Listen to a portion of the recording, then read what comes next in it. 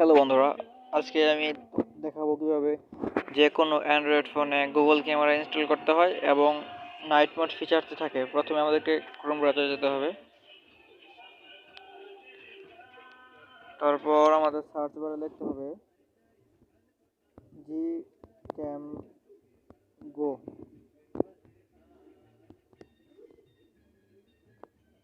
NS2। তো আমাদেরকে প্রথমে সাইটে দিতে হবে এবং এখানে যে ক্যামেরা ভার্সনটি দেওয়া আছে এটাকে ক্লিক করতে হবে।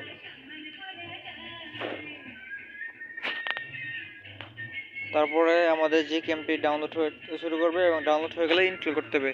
যেহেতু আমার এটা ডাউনলোড করা আছে এবং ইনস্টল করা আছে সেহেতু আমি আর ডাউনলোড করব না, সরাসরি ক্যামেরা অ্যাপটিতে নিয়ে যাচ্ছি।